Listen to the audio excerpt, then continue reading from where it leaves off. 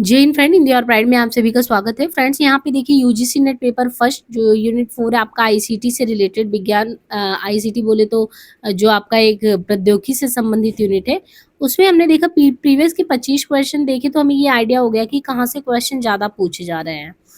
और जो टर्मिनोलॉजी आप देखिए कि करंट में बहुत ज़्यादा चर्चे में रहते हैं, उनसे भी क्वेश्चन काफ़ी पूछते हैं ये। अब यहाँ पे आप देखिए 25 नहीं, हमने 20 क्वेश्चन किया था और बाकी स्ट्रेटजी पे बात किया था कि कैसे ये वाला जो है पढ़ना है।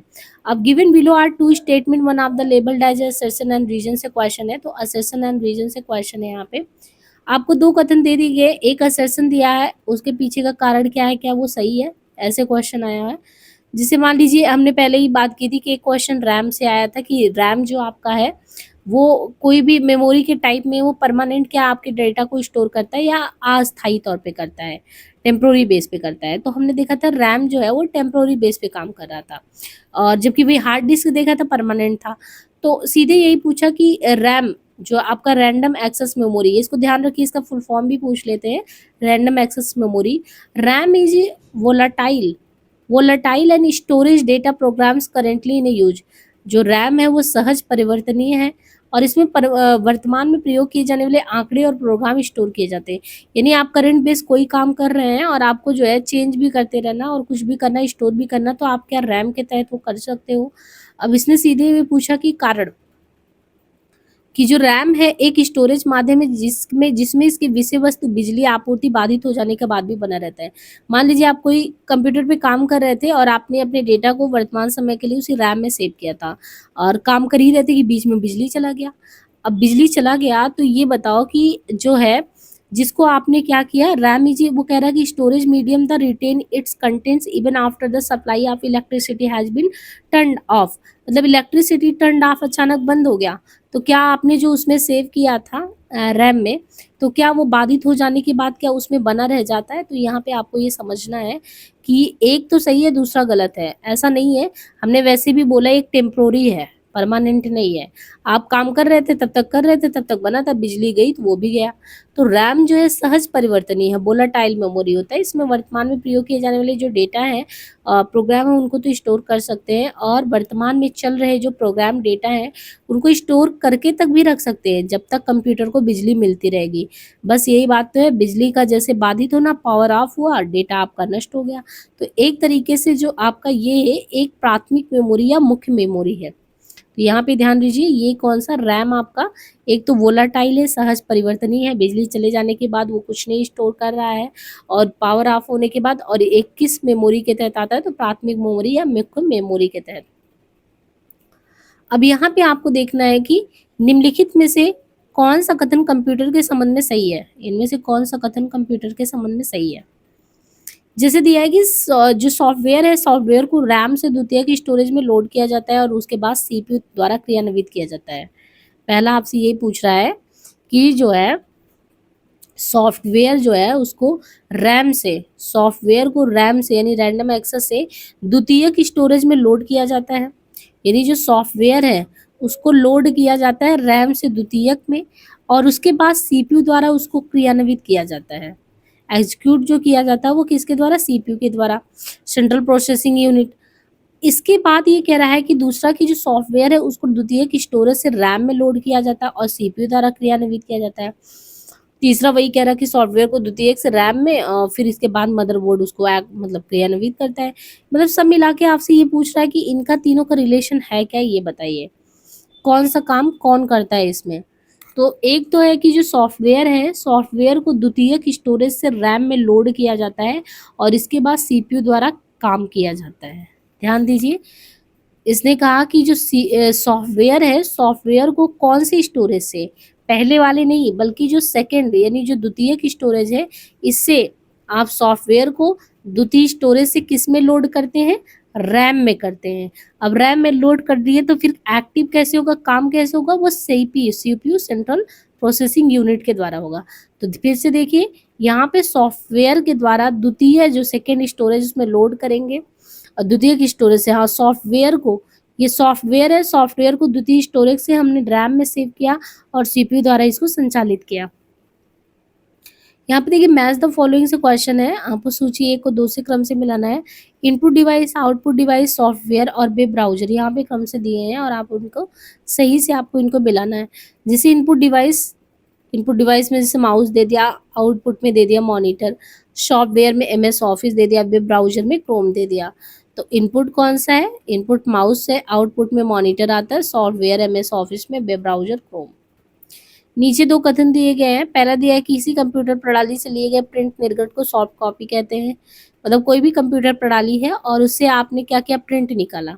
प्रिंट निकालने को जैसे कहते नहीं कि सॉफ्ट कॉपी निकाल लेना, हार्ड कॉपी निकाल लेना है। तो कोई भी कंप्यूटर प्रणाली से आपने प्रिंट निकाल लिया तो क्या उसको सॉफ्ट कॉपी कहेंगे। और फिर इसने कहा कि रैम एक रीड राइट मेमोरी है। अब देखिए रैम से कितने क्वेश्चन आते हैं। रैम को हम अच्छे से डिफाइन कर देंगे। तो देखिए कथन पहला जो है वो गलत है, किंतु कथन जो दूसरा है वो जो है सही है। कोई भी कंप्यूटर प्रणाली लीजिए, उसमें जब आपने प्रिंट को निकाला तो उसको कहते हैं हार्ड कॉपी। इसको ऐसे भी कहिए अगर नहीं याद हो रहा है कि जब भी हमने कोई ठोस चीज़ अपने हाथ में ली तो हार्ड हो गया ना। अब जैसे कोई भी चीज़ मान लीजिए हम ऐसे फाइल से आपको पढ़ा रहे हैं, तो हमने उसको वो एक तरीके से हम छू तो ऐसे कर नहीं रहे हैं फाइल को, तो वो सॉफ्ट है, हमारे हाथ में आके कठोर नहीं वो बना। और जैसे मैंने किसी भी कॉपी को निकलवा लिया तो मतलब वो हार्ड कॉपी हो गया, है ना? वो पकड़े में आपको कठिनाई, मतलब मैं ये याद करने का एक तरीका बता रही हूँ, अगर आपको सॉफ्ट और हार्ड में प्रॉब्लम होता हो। अदरवाइज़ ये तो बिल्कुल है कि सॉफ्ट मतलब आपके हाथ में नहीं है, हार्ड आपके हाथ में आ गया है। तो इसने कहा कि किसी भी कंप्यूटर प्रणाली से लिए गए प्रिंट निर्गत को प्रिंट निकाल रहे हो तो वो उसका हार्ड कॉपी कहलाता है। तो रैम क्या है? रैम रैंडम एक्सेस मेमोरी, ये कंप्यूटर की जो है मुख्य स्मृति कौन है? रैम होता है। ये मूलतः अस्थायी है।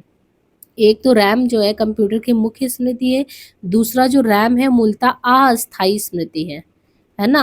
वो मतलब कि एक तरीके से स्टेबल नहीं, अस्थायी है। जैसे बिजली गया तो स्मृति भी गई, उसकी याददाश्त भी गई। और रैम एक रीड राइट मेमोरी है, ये भी सही है। अब यहाँ पे देखिए आपको दिया है consider the following size of computer. Computer memory को मेमोरी की निम्नलिखित साइज पर विचार करना है। तो ये साइज वाला क्वेश्चन पहले भी आ गया, तो यहाँ से आपको बिल्कुल आइडिया अच्छे से हो जाएगा। देखिए यहाँ पे हम क्रम से बताएं, कंप्यूटर में जो डेटा है, इंस्ट्रक्शन दिए जाते हैं, उनका एक स्टोरेज एरिया होता है जिसे हम मेमोरी कहते हैं। कुछ भी आपने डेटा किया वो डिपेंड करता है कि कितना मेमोरी में स्टोरेज वगैरह है, खाली है। अब इन सब में स्टोरेज में सबसे जो छोटा आता है वो 1 बिट्स होता है। 1 बिट्स बराबर 0 अथवा 1, और 1 बिट्स में 4 अथवा 1 होता है। 1 निबल, बिट्स के बाद निबल होता है, 4 बिट्स मिलके 1 निबल बनाते हैं, है ना? 1 बिट्स में 0 कुछ भी नहीं, और जब 4 बिट मिले तो 1 निबल बन गया, और जब 8 बिट मिले तो एक 8 बिट से बनता है 1 बाइट। अब यहाँ से कहानी शुरू होता है जो हम लोग अपने मोबाइल में केबी में देखते हैं। तो पहले इसके नीचे बिट से 0 था, 4 बिट से निबल बना और फिर 8 बिट से बाइट बना। इसके बाद हम लोगों के मोबाइल में 1000 जब 24 बाइट होता है तो उसका मतलब क्या होता है? एमबी, यानी जब आपके डेटा में से डेटा जो है सिर्फ एमबी में बचा होता है, कहते नहीं 1 एमबी बचा है, फिर कहते हैं कि केबी में चल रहा है। तो वही समझिए कि 1 केबी उसमें सबसे छोटा है। 1 केबी जो है 1024 बाइट के बराबर है। वो बाइट आपको 1 एमबी वो जो है 1 एमबी देता है। अब देखिए आजकल 1 जीबी सबके मोबाइल में अक्सर डेटा रहता है, 1.5 रहता है, 2 जीबी रहता है ना? तो वो जो आपके मोबाइल में डेटा जो 1 जीबी रहता है उसमें होता कितना? 1024 एमबी। तो पहले केबी है, केबी के बाद एमबी है, इसके बाद हम लोग कैसे रखते हैं? तो केबी है, एमबी है, इसके बाद जो है जीबी है, जीबी के बाद टीबी आता है ना? टीबी। तो अगर किसी के पास 1024 एमबी है तो 1 जीबी है, और अगर किसी के पास 1024 जीबी है अनलिमिटेड वाला तो वो टेरा में आ जाएगा। और टेरा के बाद फिर टीपीईजेड, इसको कुछ ऐसे याद कर लीजिए ना, नहीं तो फिर कंफ्यूजन करेगा। देखिए इसका क्रोनोलॉजिकल ये जो है GTPEZY, क्योंकि ये जब लगाने को आता है ना तो बहुत कंफ्यूजन कर देता है। कुछ याद कर लीजिए GTPEZY, अगर क्रम से आएगा तो कम से कम आप नीचे का तो एडजस्ट कर लेंगे, लेकिन GTPEZY ये क्रम से है, क्योंकि जो है हम लोग जीबी सुनते हैं, टीबी भी सुनते हैं, पर ये पीबी, ईबी, जेडबी, वाईबी ये हमको समझ में नहीं आता, याद नहीं रहता। तो आप ऐसे ही इसको एक ट्रिक बना लीजिए कि कुछ इसमें क्रम में अगर देखें तो ये GTPEZY होता है, EZY, GTPEZY करके, है ना? तो 1 जीबी 1024 इसका, 1 TB 1024 GB, 1 PB 1024 TB, 1 EB और इस तरीके से करके आपका पूरा ये हो जाएगा, क्योंकि क्वेश्चन यहाँ से बार बार पूछा जाता है। अब यहाँ पे कंप्यूटर के कंपोनेंट दिए गए हैं, डिस्क्रिप्शन आपको दिया है, जैसे रैम दिया है और डीवीडी रोम दिया है एक तरफ, और इसके बाद एएलयू क्या होता है, सीपीयू क्या होता है, और फिर आपको ये सही से सुमेलित करना कौन सा काम किसका क्या है। अब जैसे यहाँ पे दे दिया रैम, तो रैम क्या करता है, तो रैम जो है कंप्यूटर पर वर्तमान में जो चल रहे प्रोग्राम है उनको चालू रखता है। रैम क्या काम करता है, कंप्यूटर में वर्तमान में जो भी चल रहे प्रोग्राम है उनको चालू रखना है, कि वो चल रहा है वो चलता रहे, तो रैम काम करता है। और जो डीवीडी रोम है, डीवीडी रोम क्या करता है, केवल एक बार लिखा जा सकता है। डीवीडी रोम से कह रहे हैं कि केवल एक बार लिखा जाता है। और एएलयू अर्थमेटिक लॉजिक यूनिट, ये गणना और तुलना संबंधी संक्रिया करता है। और सीपीयू इसमें क्या करता है, कंप्यूटर का दिमाग तो सीपीयू होता है। Consider the following incomplete sentence, निम्नलिखित अधूरे वाक्य पर विचार करना है ना। क्रम से यहाँ पे दिया है, जैसे पहला दिया है 3G एक रेंज की बेतार प्रौद्योगिकी है कुछ क्रियाकलापों के लिए। बैंडविड्थ की आवश्यकता होती है जिन्हें 3G द्वारा नहीं किया जा सकता। और ब्लूटूथ एक रेंज की बेतार प्रौद्योगिकी है जिसका उपयोग डेटा ट्रांसफर के लिए डिवाइसों को आपस में जोड़ने के लिए होता है। ब्लूटूथ डेटा ट्रांसफर का कीमत वाला साधन है, कौन सी कीमत वाला है, तो आपको सीधे इसमें यही पूछ लिया कि 3G किस टाइप का वो है, कनेक्टिविटी को बिल्ड करता है। तो 3G एक लंबी रेंज की बेतार प्रौद्योगिकी है। पहला चीज 3G जो है एक लंबी रेंज की, शॉर्ट में नहीं है, लंबा रेंज का जो है बेतार प्रौद्योगिकी है वो 3G है। कुछ क्रियाकलापों के लिए उच्च बैंडविड्थ की आवश्यकता होती है जिन्हें 3G द्वारा नहीं किया जा सकता। तो पहली चीज 3G क्या है, एक लंबी रेंज की बेतार प्रौद्योगिकी है। कुछ क्रियाकलापों के लिए उच्च बैंडविड्थ की आवश्यकता होती है जिन्हें 3G द्वारा नहीं किया जा सकता। ब्लूटूथ क्या होता है, एक छोटी रेंज की बेतार प्रौद्योगिकी है जिसका उपयोग डेटा ट्रांसफर के लिए डिवाइसों को आपस में जोड़ने के लिए किया जाता है। ब्लूटूथ डेटा ट्रांसफर का निम्न कीमत वाला साधन है। तो ब्लूटूथ इसमें से क्या है, ब्लूटूथ डेटा ट्रांसफर को निम्न कीमत वाला साधन जो है वही है।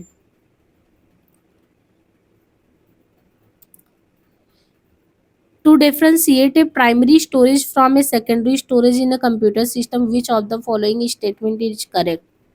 कंप्यूटर सिस्टम में जो है प्राथमिक स्टोरेज और द्वितीयक स्टोरेज में भेद करने के लिए निम्नलिखित में से कौन सा कथन सही है।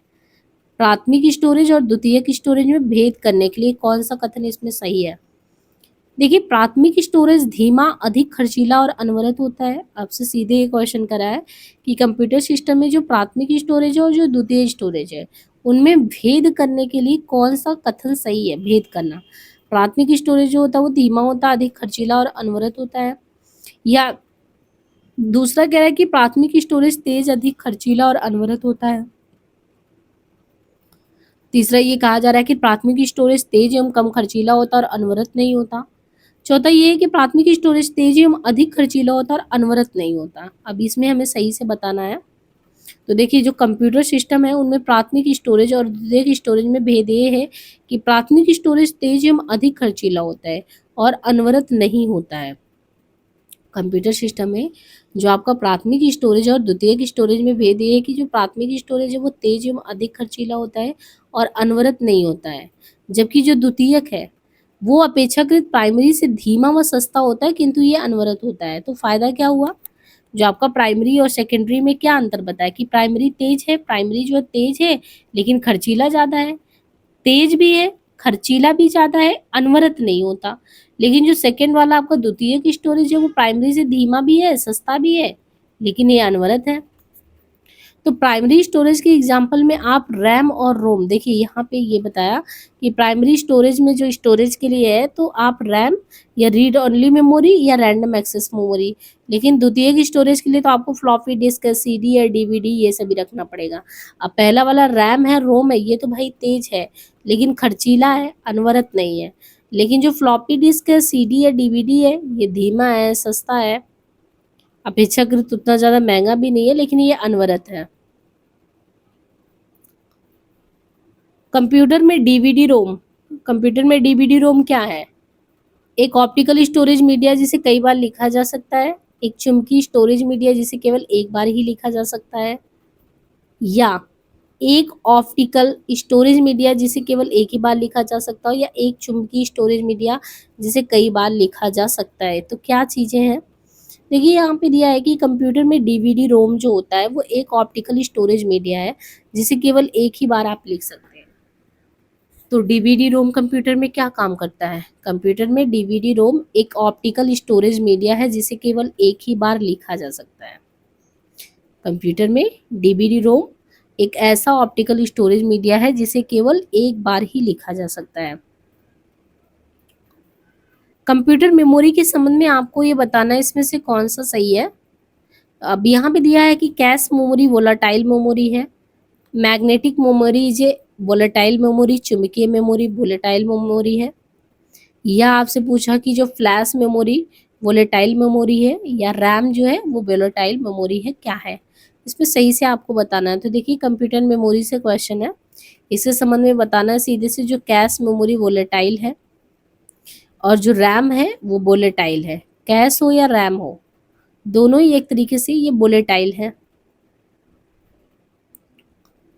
रिसाइकिल विन विंडोज ओएस में एक ऐसा प्लेस होता है जहां किससे हटाई गई फाइलें रहती हैं। कभी भी आप देखिए कि फाइलों को हटाते हैं और रिसाइकल बिन में जाके सेव हो जाता है 30 डेज के लिए। तो कह रहे हैं कि रिसाइकल बिन जो है विंडोज ऑपरेटिंग सिस्टम में अगर देखें एक ऐसा प्लेस है जहाँ ये किससे हटाई गई फाइलें वहां चली जाती है। अगर आप हार्ड डिस्क से हटा, पेन ड्राइव से हटा दिए, सीडी रोम से, मतलब कोई भी फाइल अगर आप हटाते कहाँ से हटाते हैं, जो जाके वो आपका रिसाइकल बिन में जो है वो सेव हो जाता है। तो इसमें यहाँ देखिए हार्ड ड्राइव, हार्ड डिस्क जो है, हार्ड डिस्क के बारे में हमने पढ़ा था ना कि वो रैम जो है, तो रैम तो एक तरीके से परमानेंट है नहीं, टेम्पोररी बेस पे है रैम, लेकिन हार्ड डिस्क परमानेंट था। लेकिन उससे भी आपने हटा दिया हार्ड डिस्क तो रिसाइकल बिन जो विंडोज में होता है एक ऐसा प्लेस है जहाँ पे हार्ड डिस्क से जो हटाई गई फाइल है वहां पे जाके सेव हो जाता है। Identify the correct order the following computer memories on the basis of increasing memory access memory, और फ्रॉम लो टू हाई करके दिया है नीचे से ऊपर वाला। जैसे आपको ये बढ़ते हुए मेमोरी के क्रम में ही दिया हुआ है कि रजिस्टर्स है, मेन मेमोरी है, सेकेंडरी है, कैशे मेमोरी है, और इनके अलावा हाँ इन्हीं को क्रम से दिया है। अब हमें बढ़ते हुए यहाँ पे ये ध्यान देना है कि हमको बढ़ते हुए मेमोरी एक्सेस टाइम में लगाना है, कम से अधिक की दूरी के आधार पर इनको सेट करना है। तो कम से अधिक दूरी वाले पे, तो सबसे पहले देखिए कम रजिस्टर्स, रजिस्टर्स है, फिर कैश है, फिर मेन मेमोरी है, फिर सेकेंडरी है। रजिस्टर्स, फिर कैश है, फिर मेन है, फिर सेकेंडरी है मेमोरी में। नीचे दो कथन दिए गए हैं। पहला दिया है कथन की 3 अंकों वाले दशमलव संख्या को स्टोर करने के लिए अपेक्षित बिट्स की न्यूनतम संख्या 10 है। किसी भी आप 3 अंक वाले दशमलव संख्या को स्टोर करना है तो उसके लिए अपेक्षित बिट्स की न्यूनतम संख्या 10 होती है। दूसरी बात कह रहा है कि किसी डिजिटल कंप्यूटर में डेटा को बिट्स बाइट के रूप में स्टोर किया जाता है जहां एक पेटाबाइट टू पावर 50 बिट्स के बराबर है। अब इनमें से हमें सही बताना है कि कौन सा सही है। तो यहाँ पे देखिए किसी भी 3 अंक वाले दशमलव संख्या को स्टोर करने के लिए अपेक्षित बिट्स की न्यूनतम संख्या 10 है। कोई भी 3 अंक वाले दशमलव संख्या को स्टोर करना उसके लिए अपेक्षित बिट्स की न्यूनतम संख्या कितनी है? 10 है। किसी भी डिजिटल कंप्यूटर में डेटा को बिट्स बाइट्स के रूप में स्टोर किया जाता है जहां एक पेटाबाइट 2 की पावर 50 बाइट्स या 2 की पावर 53 बिट्स के बराबर होता है। तो 3 अंक वाले के लिए आपको अपेक्षित बिट्स की न्यूनतम संख्या कितनी होनी चाहिए? 10 होनी चाहिए। और बाकी जहाँ एक पेटाबाइट 2 की पावर 50 या 2 की पावर 53 बिट्स के बराबर होता है। निम्नलिखित में से कौन से कथन सही है? इसमें से एक एल्गोरिदम कोई आउटपुट नहीं दे सकता। दूसरा ये कह रहा है कि जो प्रोग्रामिंग लैंग्वेज में अभियुक्त एल्गोरिदम को कंप्यूटर प्रोग्राम कहते हैं। तीसरा इन्होंने कहा कि जो ग्राफ है ग्राफ के रूप में अभियुक्त ग्राफ के रूप में अभिव्यक्त एल्गोरिदम को फ्लोचार्ट कहते हैं। एक एल्गोरिदम में अनुदेशों का अनंत क्रम हो सकता है। अब यहाँ पे हमें ये सही से बताना है। तो देखिए निम्न कथन सही है। प्रोग्रामिंग भाषा में अभिव्यक्त एल्गोरिदम को कंप्यूटर प्रोग्राम कहते हैं। ग्राफ के रूप में अभिव्यक्त एल्गोरिदम को फ्लो चार्ट कहा जाता है। तो प्रोग्रामिंग लैंग्वेज में अभिव्यक्त जो एल्गोरिदम है, प्रोग्रामिंग भाषा में अभिव्यक्त जो एल्गोरिदम है उसको कंप्यूटर प्रोग्राम कहते हैं, और ग्राफ के रूप में अभिव्यक्त जो एल्गोरिदम है उसको फ्लो चार्ट कहते हैं। यहाँ पे क्वेश्चन आपसे पूछा कि सीडीएमए क्या है? सीडीएमए का फुल फॉर्म क्या है? Code division, multi triplex access, code division multiple access, code division mobile access. मतलब सीडीएमए को कहते क्या है, ये सीधे से ये कहने का मतलब इनका। तो इसका क्या मतलब है, सीडीएमए का तात्पर्य है कोड डिवीजन मल्टीपल एक्सेस है। कोड डिवीजन मल्टीपल एक्सेस ये एक चैनल एक्सेस विधि है जो विभिन्न रेडियो संचार प्रौद्योगिकियों द्वारा उपयोग किया जाता है। सीडीएम में जो है एक ऐसा कोड डिवीजन मल्टीपल एक्सेस है जो एक चैनल एक्सेस विधि जो विभिन्न रेडियो जो संचार प्रौद्योगिकी है उनके द्वारा उपयोग में लाया जाता है। तो उम्मीद है कि ये सेशन आपके लिए बहुत ही यूजफुल रह रहा होगा। चैनल का डिस्क्रिप्शन में लिंक दे दिया गया, वहाँ से जुड़ जाइए बराबर अपडेट के लिए, है ना। और बहुत ही यूजफुल आपको वीडियोज जो है यूजीसी नेट पेपर फर्स्ट के रिगार्डिंग, चाहे वो टीचिंग एप्टीट्यूड हो, रिसर्च एप्टीट्यूड हो, उनके भी प्लेलिस्ट अपडेट किए गए हैं, वहाँ से आप क्वेश्चन सॉल्व करते रहिए। जल्दी मिलते हैं नेक्स्ट वीडियो में। चैनल पे पहली बार आए हो सब्सक्राइब जरूर करिएगा। आज के लिए इतना ही, धन्यवाद।